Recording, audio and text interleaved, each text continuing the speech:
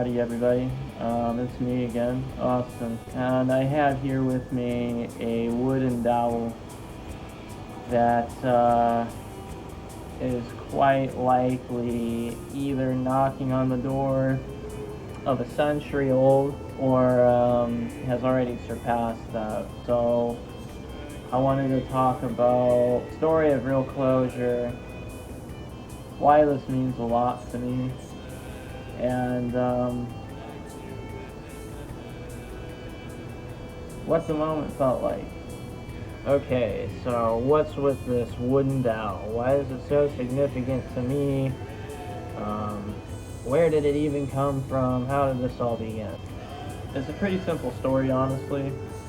This piece of wood was something that fit into a hole in a rectangular piece of wood that jutted out of a wall that was attached to a staircase going up to a loft in the room that I spent my teenage years in. You guys definitely remember this place.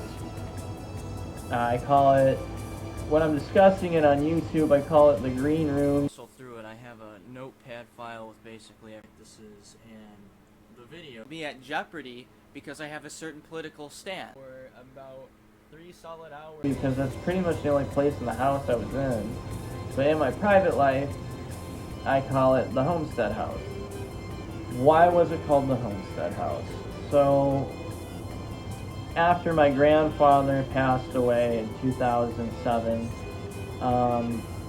obviously my mother got his inheritance, and my parents were really looking to move, and the market was just abysmal at the time because the housing bubble had just popped, like the year prior.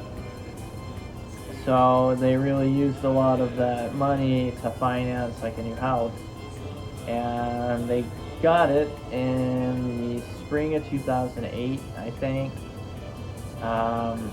I remember a lot of days that spring and entire days in the summer. I would spend like afternoons, or in the summer like full days there, as my parents were, prepping it to move into. And I think I kind of vaguely remember my last night at my first childhood home. I didn't know it was going to be my last night, but then my parents said we're going to spend the night as a family in the new house, because we only live like 7 miles away from the new house they just bought. And then we woke up that Saturday morning, and it was like in early October of 2008, and my mom's like, well, how was it? And I said it wasn't too bad. She's like, you just want to start living here? No? I was like, okay. We kept our former property for like a long time. For a while it was to like cheat the school district system so I could keep going to the school that I was used to going to, because I was like out of network and my parents didn't want to pay the extra money. So that's kind of how we got out of that. Other than that, they had some ideas in the works, like they tried to rent it out to people. It just didn't really pan out too well. So I think we ultimately got rid of like my first childhood home. I want to say it was like right at the beginning of my junior year, so it would have been like the late summer of 2013. So a little over 10 years ago now. So I moved into the Homestead House. My parents wanted to try a different pace of life, hence the name Homestead House. We were basically hobby farmers. I then grew up with like a lot of ducklings and chicks, geese, meat rabbits, goats.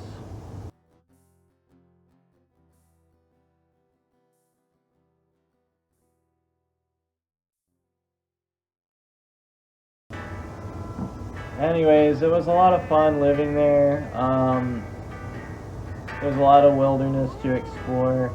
We had the hobby farm animals. I had a trampoline in the backyard. Me and my childhood best friend, we used to do backyard wrestling, which I'll talk about soon. He's gonna get back up to his feet, and A-OK trying to follow in his footsteps. Gets him back up. What's he doing this time? Oh, jeez. Another body slam. He's getting him back up there. Oh, man, this is a Which way different he's one. gonna go with this one? Just We don't know. manhandling. Just sheer manhandling. Oh, it was a Spine windbreaker. Spine buster death. That's what it was. Yeah, he just fucking destroyed his back, man. Now let's see what else happens here. Oh. A-OK looks really hurt. He's on the ground. He can't get back up. Oh, he looks like he's getting help back up. Well, let's see what number 0 can do Oh, what's happening? I can't tell. from these injuries. Oh my god. Oh, someone's going down. I think they're struggling right now. Oh, he's chanting crap. down the trampoline. Get a replay on that right now. Get a replay. Oh, you can just hear number 0. He's like, man, it was a two-step. Look at Oh, that. looks like number 0 may have hit his head Here we pretty go, hard the there. slow motion view. Oh, slow motion replay there. I did not see. I mean, I Here it goes thought this again. was gonna happen. Here we go. But I didn't know it was gonna happen this soon. You know, it's got to happen sometime, and today was just the right day, I guess. I It looks like think they're we're getting back up, though. I think we gonna have to cut this up real quick. Yeah, we got to fix. It's my first time ever revealing this on this account, and I want to purposely wait because I want to wait till a very big date. So yeah, it was a lot of fun. A lot of childhood memories from that point on of my friends coming over, staying the night. We'd like go out in the woods and make horror movies on flip video cameras. If you remember those, you're a G. You're a G. Too bad like they started sucking at a certain point. But that was that. And you know, my parents weren't always the most lovey people towards each other. Like, they would get in fights a lot, but I think around the time I turned 11, that's kind of when it got to like an all-time high. There was just a lot of fighting. Like, my parents were good people, they just weren't good together. My material needs were met, and then some, but I never really got that emotional component growing up. When I started like making friends as a kid, that was sort of like my intense relationship, my tight, close relationship. And still to this day, I only seek people that I think are like super loyal or have the capacity to be. Like, I'm not interested in just having like different subgenres of friends.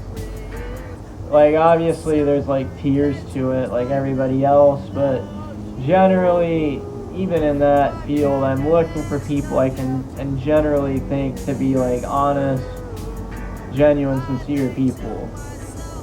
I'm not going to be one of those people that says I have a gut feeling, because I can't just look at somebody and assume that. But I've been around enough manipulative people in my life, including me, who used to be really bad with that, especially when I was like an alcoholic. You know, I know what to look for, and as soon as somebody starts tripping those alarms, it's over. I'm only letting you into like the surface level. You know what I'm saying? That's just how I roll, man, because you gotta protect yourself. You never know, like, the other agendas in the room. I mean, it's unfortunate. I might sound paranoid, might sound like a little bit of annoyed, but this world is a pretty ruthless place. You know, it totally has the capacity to be a better place, but it just can't happen for some reason right now. Moving on forward, you know, of course when we moved in, I'd probably say like the first year or so, my parents didn't really fight a lot. I think the novelty of like having so much land and all the projects sort of distracted them from all of that. But I'd say it started getting really bad again around my 7th grade year, so about 13 years old, which would probably be like 2010-ish, probably middle of that year. I think I was becoming a product of my environment, and I think I was lashing out a lot and doing a lot of things I should not have been doing just to get some like attention or to feel like people were like correcting me in some ways. But along the way, I lost my innocence. I feel like I lost that at like a really young age, probably age 9. and then going on, it was just kind of downhill from there. I mean, I had fun. I wasn't like fucking scared or in pain or sad the whole time, but you know, time leaves its mark. As I said before on this channel, like all that kind of came into a head, I want to say like February of 2016. I remember that it was the day after the 2016 Nevada caucuses or whatever. Because I made a YouTube video about it the night before, and it always threw me off because we had like a pretty nice family outing. Like we went out to eat, and then we went ice skating, and it was really fun. And I was like, I just remember sitting there like, geez, maybe my parents are really like turning a new leaf. And I was going through my own hell at the time, and slowly starting out my alcoholism. So at this point, my anxiety was bad. I was too anxious to smoke weed, so I decided like the next best thing to do would just be like down a Guinness or two before bed, and it worked every time for a while. And I just remember I woke up, I drank way too much, and I stayed out too late, and I woke up at like 3 p.m. the next day. I heard my mom crying upstairs, and I remember, I'm talking about this house now. And I walked upstairs, and my mom's just bawling at the coffee table, and basically that's when I learned, like, my dad's asking for a separation. Everything was happening so fast. I had no idea what was going on. And then my dad came home. It was really awkward. And I just remember we were all just kind of, like, sitting there and, like, crying. It was just really weird. And I had a gut feeling at that point, like, my life from that point on would be different. And that turned out to be true. Like, I won't say too much more, but, you know, my parents didn't last through the separation. We'll just put it like that for now.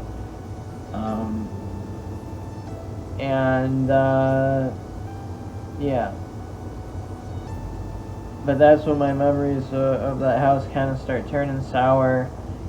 You know, growing up, my mom was a really close friend, but you know, as I got older, I started realizing my mom's a really cool friend of mine, and like, you know, a decent mom, but like, she's very controlling. To a point where for a long time I thought she was like a narcissist. I just think my mom grew up really rough, and she had to like learn some lessons on her own about like, you know, you don't have to be like cutthroat anymore. You can breathe, you know. But at the time, my mom and I were usually at each other's throats, and in 2019, my parents like officially moved forward into like full on, let's get a divorce. I was still living at the Homestead house at this time. I think I was like 23 years old. And I was living there with, at the time, my girlfriend, and now an ex. We got off on the wrong foot. We'll just put it like that. My stepdad and I, we got off on the wrong foot. And I didn't feel comfortable at the house anymore. I was like, who is this strange man coming into my childhood home? When I was like leaned on to be the man of the house for the past 3 years, and now he's just coming in and making all these rules and shit. So yeah, I took it personally, and then that ex and I, we just decided to move out. And the thing about that though is I never came back. I never went back and visited that house, and half of that time I didn't even speak to my mother, maybe more than half of that time. But I know we didn't talk for like 3 months after I first moved out. And then when I was 25, I needed time to myself to like think about, you know, do I even like want a relationship with my mom going forward? So I didn't talk to her for like 18 months. And then a lot of stuff happened to me in that time, you know, like I was going through a divorce, I met someone, and then that person broke up with me, and now I'm living in this apartment all alone. And I haven't spoken to my mom since before I moved out of my apartment with my ex-wife.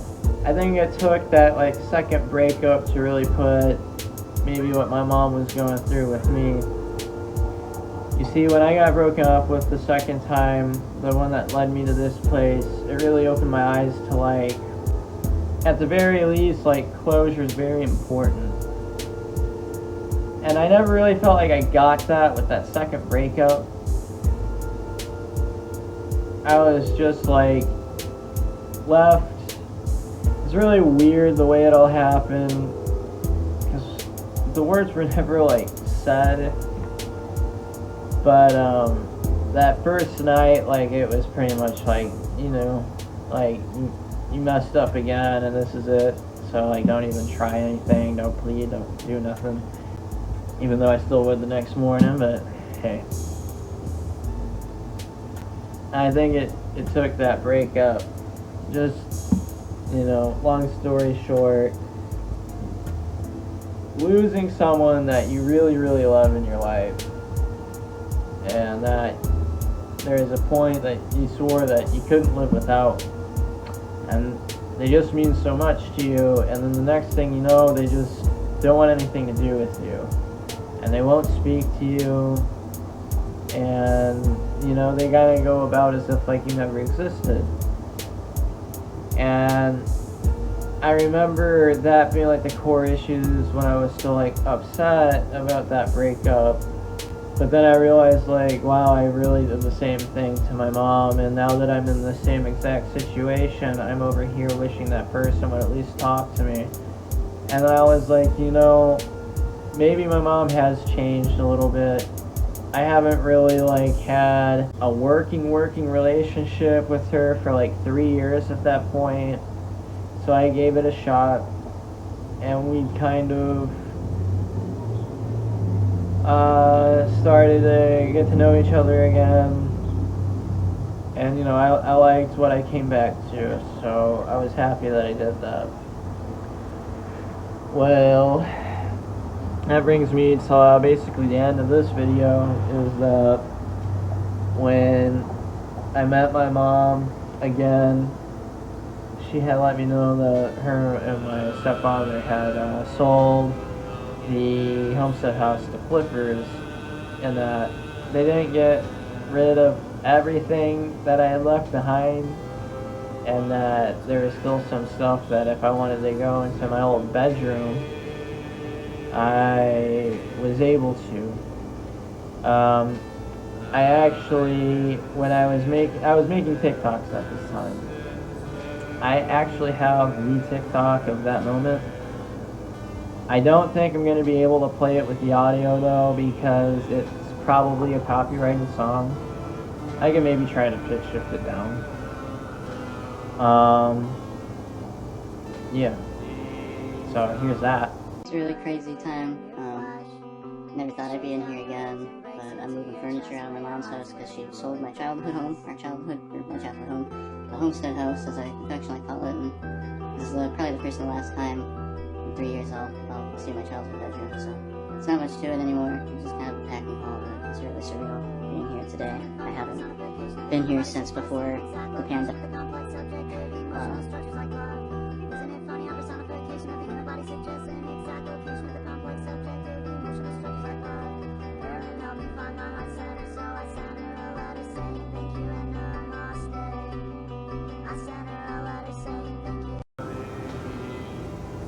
But, you know, that moment felt like really surreal.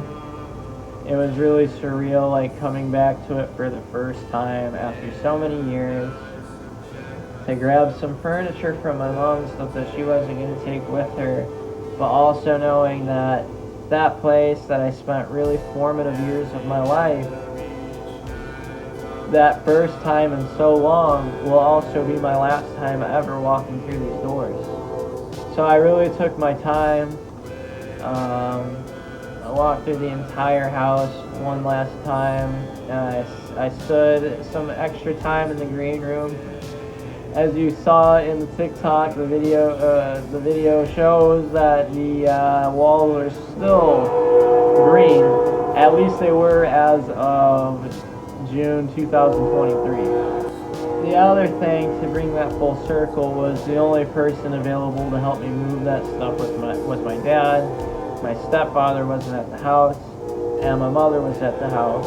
So it was really bizarre and kind of nice in retrospect that not only were the first moments in this house with my, biological family. Not to say I don't like my step-parents, I'm just saying it means something to my inner child, I think. That last day, too, it was just us three. At least my last day there, right? And it was bizarre. I'm not gonna say and sugarcoat it or anything. Like, my parents ended on extremely bad terms.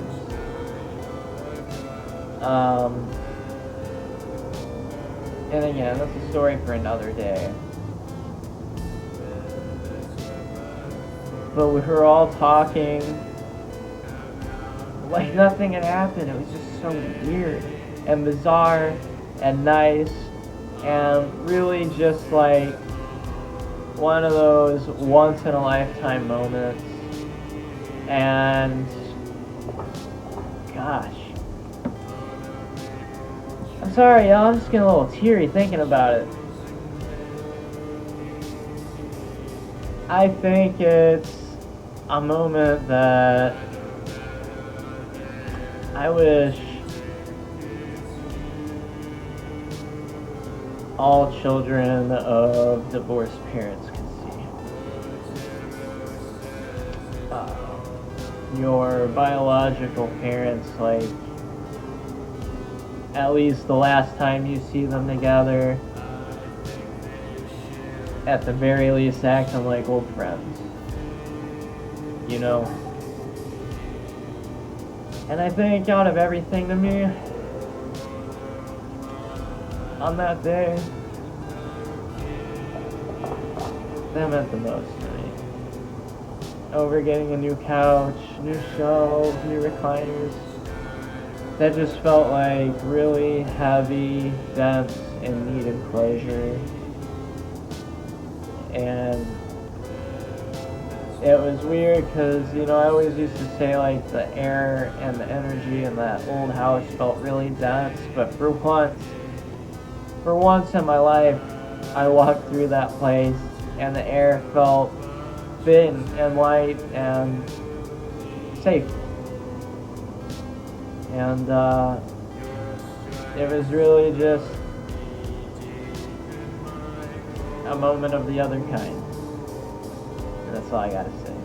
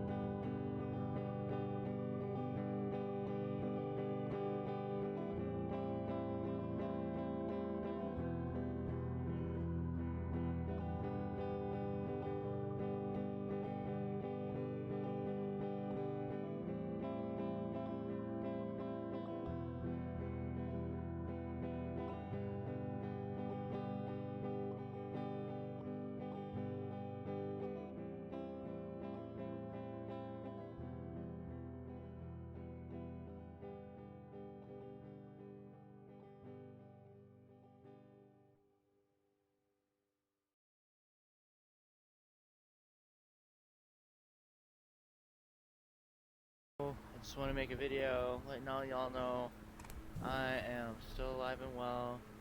I hope you guys are having a great 2020 and have had a great start to your new decade as well as your new year. I have great news that I really want to share with you guys. Life-changing things are coming ahead. That's all I can really say right now. A new chapter is getting unlocked inside of my life. And I've got some big things in the works. Prepare for some pretty big videos and some pretty heavy videos as well. That's all I can really tell you guys right now. I will probably see you the beginning of next month. Maybe a little later than that. But that's about it for now. Thank you guys very much for your continued support and viewership and subscribers, and any newcomers. Feel free to check my content out.